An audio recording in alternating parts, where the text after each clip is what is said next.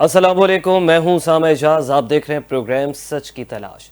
ناظرین، گزشتہ رات ہم نے دیکھا کہ پاک افغان سرحد پر ایک بار پھر فتنہ ہندوستان کی جانب سے، افغان دہشت گردوں کی جانب سے، افغان طالبان کی جانب سے کشیدگی نے سنگین صورتحال اختیار کر لی، جہاں افغانستان کی جانب سے بلا اشتعال فائرنگ نے نہ صرف علاقائی سلامتی کو چیلنج کیا بلکہ پاکستان کی خود مختاری پر ایک کھلا حملہ بھی یہ تصور کیا جا رہا ہے۔ یہ واقعہ اس وقت پیش آیا جب افغان سرزمین سے دہشت گرد گروہوں کی پشت پناہی اور بار بار کی دراندازیوں کے باعث پاکستان کے سیکورٹی فورسز پہلے ہی مسلسل حالت جنگ میں ہیں، جبکہ حالیہ فائرنگ کے جواب میں پاک فوج نے نہایت مؤثر اور بر وقت جوابی کارروائی کرتے ہوئے دشمن کو بھاری جانی مالی نقصان پہنچایا، جس کے نتیجے میں متعدد افغان پوسٹیں خالی ہو گئیں اور کچھ پر قبضہ بھی کر لیا گیا ہے، اور کچھ پوسٹوں پر پاکستانی پرچم بھی لہرا دیے گئے ہیں، اور 200 سے زائد دہشت گردوں کے جہنم واصل کیے جانے کی اطلاعات سامنے آئی ہیں۔ ان واقعات نے جہاں پاکستانی قوم میں غم و غصے کی لہر دوڑا دی، وہی ریاستی اداروں نے ایک واضح پیغام دیا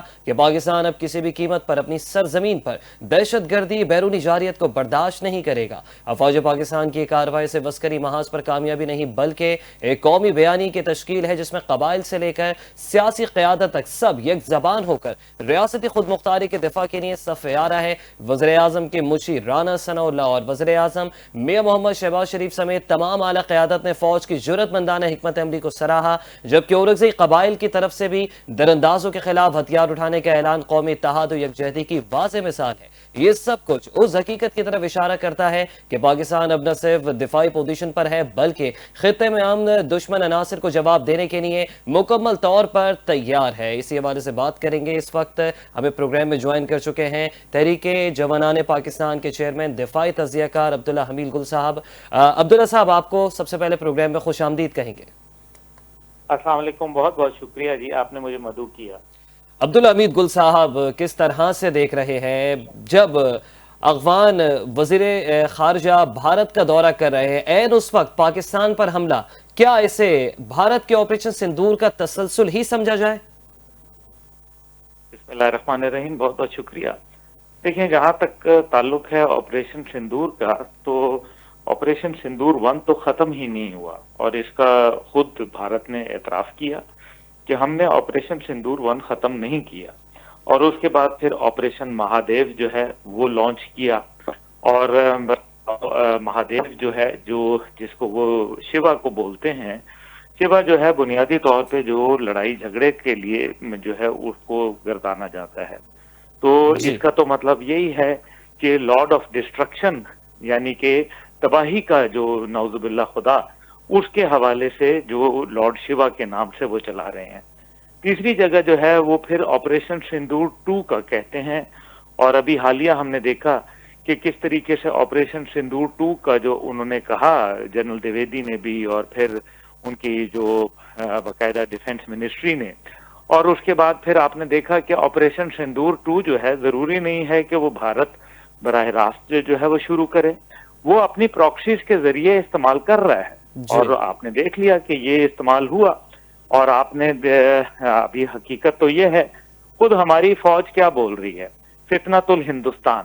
تو اگر فتنۃ الہندوستان ہمارے مشرقی بارڈر کے اوپر بھی ہے اور مغربی بارڈر کے اوپر بھی ہے، تو پیچھے تو بھارت ہی ہوا نا۔ اب مسئلہ یہاں یہ ہے کہ یہ ساری باتیں اپنی جگہ، اس ٹائم پہ جو انٹرنیشنل کمیونٹی ہے وہ کدھر ہے؟ اس کے اندر ابھی ہمارا پاک سعودی جو ایک دفاعی معاہدہ ہوا، وہ بھی ایک میرے خیال میں ضرور ہمیں اس پہ پوچھنا چاہیے کہ جی اس دفاعی معاہدے کے محرکات کیا تھے۔ یقیناً کہ اس میں کوئی شک نہیں ہے کہ سعودی عرب ایک آرام سے ہمیشہ عموماً جو ہے وہ رسپانس دیتا ہے، لیکن پاک افغان جو ابھی مسئلہ ہوا، اس پہ سعودی عرب نے امیڈیٹ جو ہے ان کے دفتر خارجہ نے جو ہے وہ بیان جاری کیا، جو کہ میرے خیال میں خوش آئند ہے۔ لیکن اب ایک حملہ تو ہو گیا، پاکستان کے اوپر حملہ ہوا، اس سلسلے میں کیا ہمیں کوئی معاشی مدد ملے گی، کیا سیاسی مدد ملے گی، کیا ہمیں جو ہے کوئی دفاعی سطح کے اوپر جو ہے مدد ملے گی، تو یہ تو میرے خیال میں ابھی کچھ بھی کہنا قبل از وقت ہے۔ لیکن ان سب کے باوجود جو ہے وہ میں یہ سمجھتا ہوں کہ جو اس سارے معاملے کے اندر ایک اور ملک ہے جس کا سب سے بڑا اور اہم کردار ہے، اور وہ ہے امریکہ، جو باقاعدہ دوحہ مذاکرات جب ہوئے تھے افغانستان سے انخلا کے حوالے سے، تو اس میں 2 فریقین تھے جنہوں نے یہ گارنٹی دی تھی کہ اس خطے کے اندر جو ہے وہ دہشت گردی نہیں ہوگی، افغانستان کو دہشت گردوں کی آماج گاہ نہیں بننے دیا جائے گا، اور ساتھ ہی ساتھ جو ہے وہ کسی پڑوسی ملک کے اوپر کسی قسم کی بھی جو در اندازی ہے جی دہشت گردی کی شکل میں اس کو برداشت نہیں کیا جائے تو گا۔ عبداللہ صاحب اب یہ پھر تو سوال بنتا ہے نا کہ پاکستان پر جو حملہ آور دہشت گرد ہیں ان کو افغان سرزمین سے سپورٹ کیسے مل رہی ہے، کیوں مل رہی ہے؟ یہ تو بہت بڑا سوال ہے۔ دیکھیں نا، یہی تو میرا سوال ہے۔ اب پہلی بات یہ ہے کہ امریکہ جو ہے وہ وہاں دانستہ طور پہ 10 ارب ڈالر کا اسلحہ چھوڑ کے گیا، جو کہ پاکستان کے دفاعی بجٹ سے جو ہے وہ زیادہ ہے۔ پاکستان کا دفاعی بجٹ بمشکل 7 بلین ڈالر ہے، لیکن ان کا جو ہے وہ 10 بلین ڈالر کا وہاں اسلحہ چھوڑ کے گیا۔ اس کے بعد ڈونلڈ ٹرمپ صاحب نے اپنے الیکشن کیمپین میں کہا، اور جس دن وہ کرسی صدارت پہ براجمان ہوئے تو انہوں نے کہا کہ ہم فوری اسلحہ جو ہے وہ واپس لائیں گے اپنا، لیکن وہ دن کا دن ہے اور آج 1 سال ہونے کو ہے وہ اپنا اسلحہ لانے میں ناکام رہے۔ دوسری جانب جو ہے وہ آپ دیکھ لیجئے کہ کیا یہ صرف بھارت ہے جو افغان طالبان کی پشت پناہی کر رہا ہے؟ تو یہ بھی بڑا ایک اہم سوال ہے۔ اس کی وجہ یہ ہے کہ اس ٹائم پہ جو خود امریکہ مان رہا ہے وہ یہ کہہ رہا ہے کہ 2021 کے انخلا کے بعد ہم نے افغانستان کو جو ہے وہ 18.5 بلین ڈالر جو ہے وہ امداد دی۔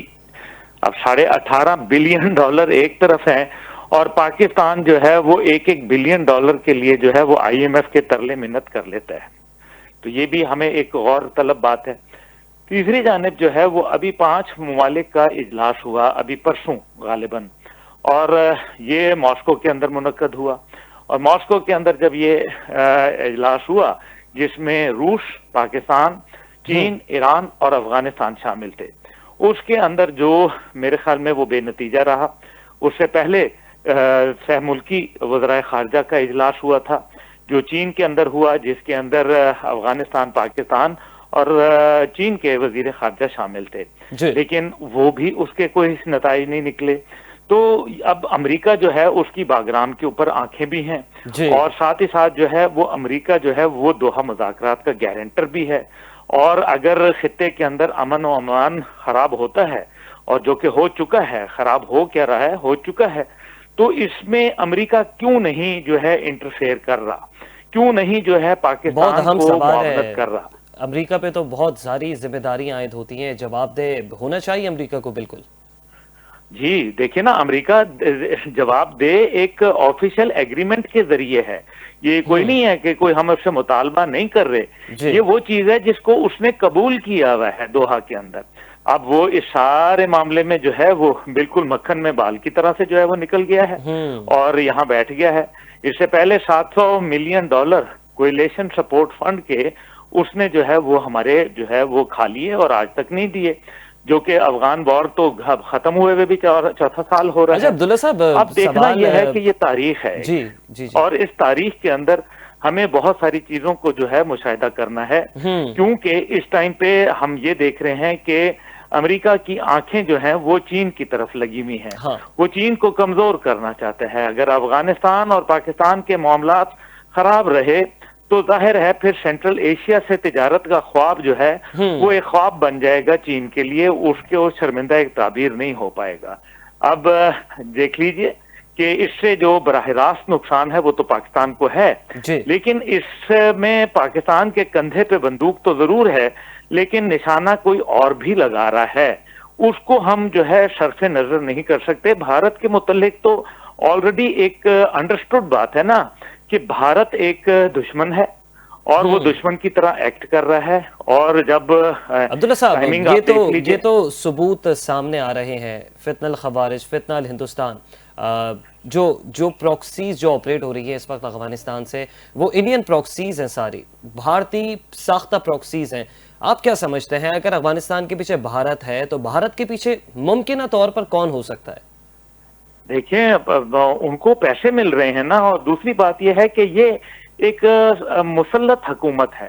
افغانستان میں جو حکومت ہے اس کا کوئی آئینی، اس کا کوئی لیگل جسٹیفیکیشن نہیں ہے इनको बुनियादी तौर पे 40 साल एक मुल्क हालत जंग में रहा, जी बहुत तकालीफ बर्दाश्त की, बहुत उसने जो है तबाही देखी, और अब अफगान तालिबान को ये चाहिए था कि वो बजाय एक नया वॉर फ्रंट खोलने के तामीर और तरक्की और वहाँ इस्लाह मुआशरा और लोगों के फलाह और बहबूद के लिए काम करते, लेकिन ऐसा नहीं किया गया। इसका मतलब यह है कि भारत से चंद टुकड़े मिल रहे हैं कुछ खास मखसूस लोगों को, जो हुकूमत के अंदर इस टाइम पे जो है वो अपना किरदार अदा कर रहे हैं। पाकिस्तान की लड़ाई हर किसी सूरत भी अफगानिस्तान से नहीं है, ना ही किसी मुसलमान से है। पाकिस्तान की लड़ाई जो है वो इस टाइम पे दहशत गर्दों से है। दहशत गर्द जिसका ना कोई ईमान होता है, ना कोई दीन होता है, ना उसकी कोई कौमियत होती है और ना उसकी शनाख्त होती है। अब्दुल हमीद गुल साहब, एक बड़ा एक पुराना सा सगों का भी नहीं होता। बड़ा एक पुराना सा शेर याद आया कि किसी ने देखा नहीं कौन है निशाने पर, किसी ने सोचा नहीं गोलियां चलाते हुए, और ये सारे हारने वाले भी मेरे अपने हैं, कहीं मैं रोना पड़ूं तालियां बजाते हुए। जी माशाल्लाह, खूबसूरत बात है, लेकिन देखिए मसला यही है कि हमें इन सब चीजों को बगौर जो है ना जायजा लेना चाहिए।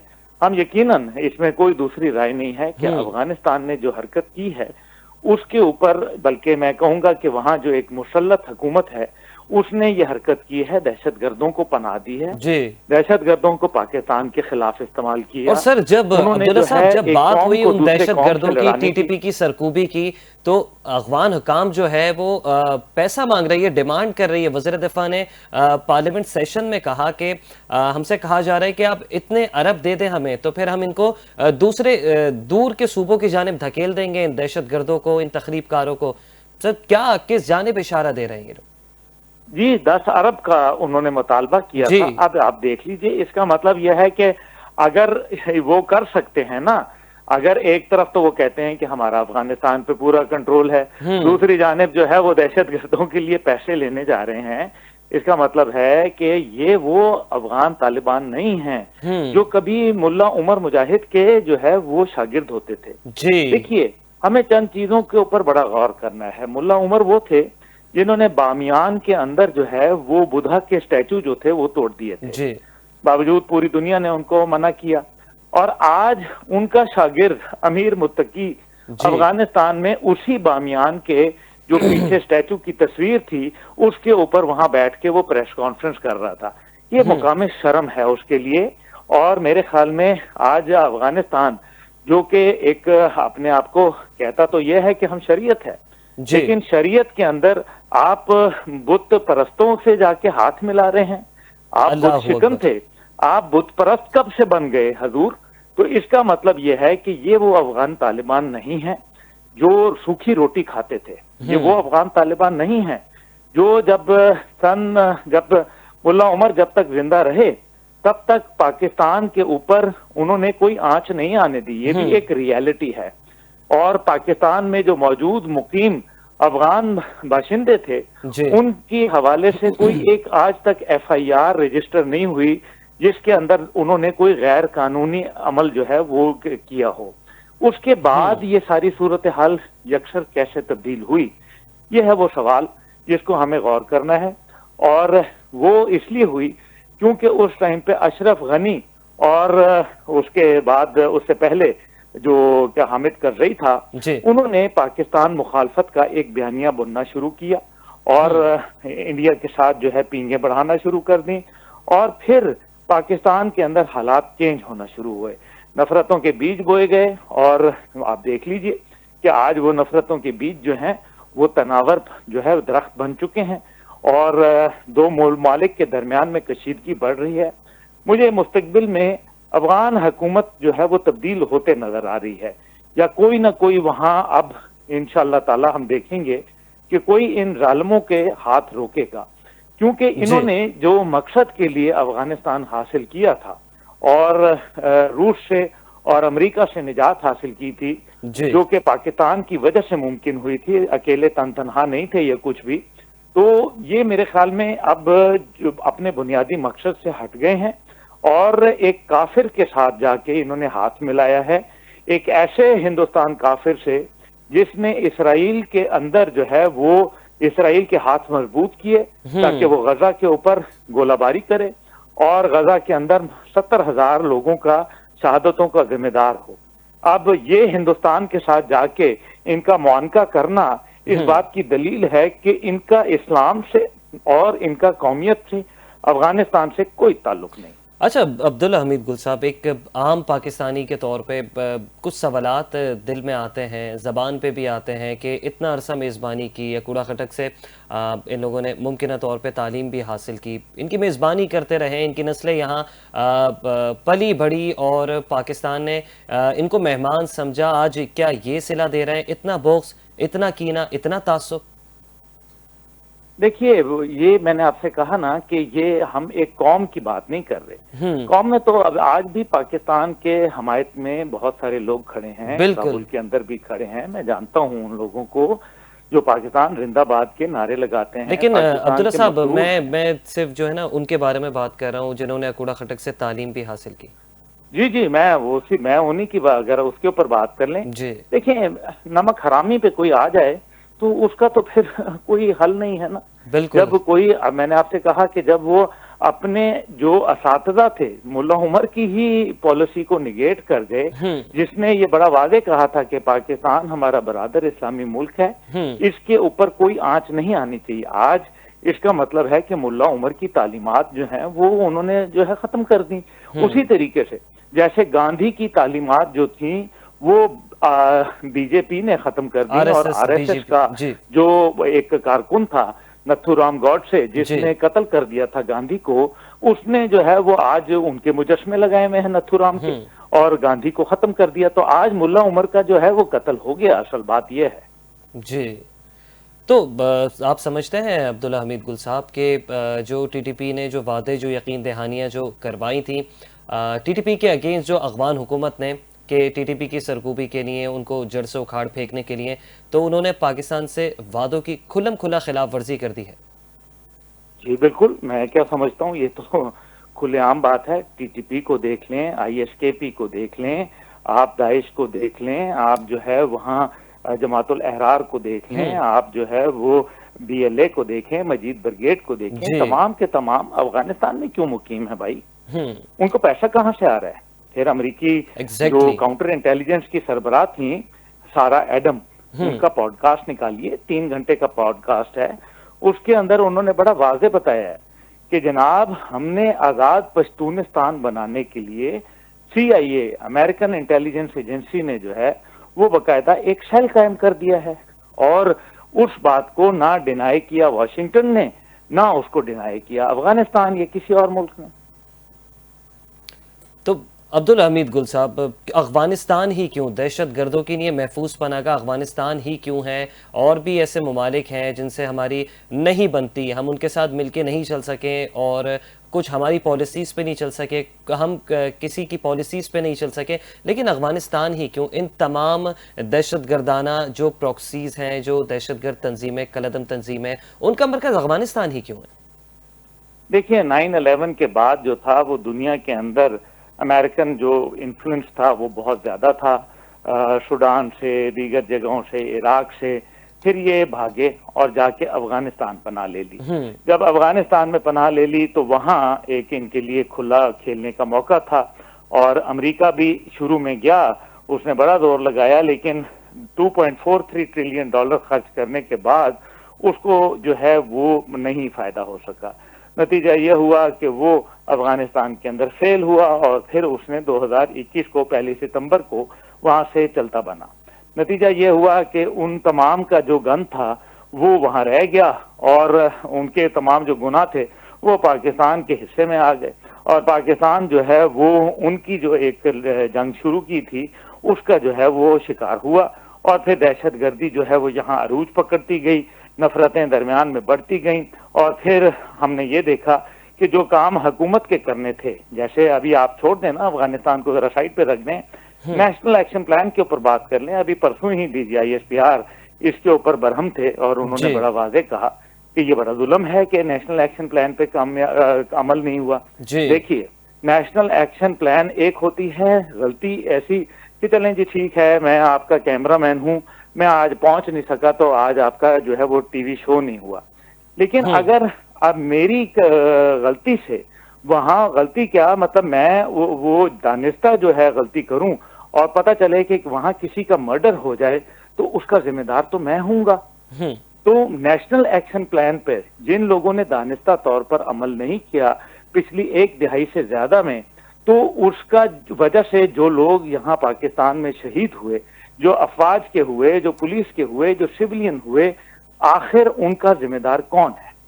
افواج پاکستان تو اپنا کردار ادا کر رہی ہے نا. نیشنل ایکشن پلان کے حصے کے جو 4 نکات تھے ان کے اوپر اپنے اس سے زیادہ اور کیا ہوگا ثابت کہ وہ اپنے خون سے قربانی دے رہے ہیں، شہادتیں دے رہے ہیں. تو انہوں نے تو اپنی کمٹمنٹ ٹو کاز جو ہے وہ نبھائی ہے. لیکن مسئلہ یہ ہے کہ جن کی وجہ سے دیگر لوگوں کی شہادتیں ہوئیں ان کا ذمہ دار کون ہے؟ کیا وہ حقیقت نہیں ہے کہ وہ وفاق اور صوبائی حکومتوں میں لوگ موجود ہیں؟ جی ٹھیک ہے. عبداللہ حمید گل صاحب ہمارے ساتھ موجود. ناظرین بہت سوال اٹھ رہے ہیں اس وقت کہ جو پشت پناہی بھارت کر رہا ہے اس وقت افغانستان کی، اور جس طریقے سے پاکستان کے خلاف جو افغانستان کا استعمال ہو رہا ہے، وہ کہ جن کی میزبانی ہم نے کی اور جن کو یہاں پہ ہم نے مہمان کے طور پہ رکھا، انہوں نے تعلیمات حاصل یہاں سے کی. اگر کرکٹ ٹیم کی بات کی جائے افغانستان کی تو انہوں نے یہاں اس ملک میں، اس شہر کراچی میں اصغر علی شاہ اسٹیڈیم میں کرکٹ کا اپنے آغاز کیا. یہاں ان کی ٹریننگ ہوئی. پاکستان کرکٹ ٹیم نے، پی سی بی نے، تمام کھلاڑیوں نے ان کی ٹریننگ کروائی. اور آج وہ وہی جو ایک ہمارے افغان پڑوسی ہیں جو وہ ہمیں آنکھیں دکھاتے ہیں، وہ در اندازیاں کرتے ہیں. ناظرین گفتگو کے سلسلے کو آگے بڑھائیں گے، لیکن یہاں وقت ہوا ایک بریک کا. بریک کے بعد پھر حاضر ہوتے ہیں.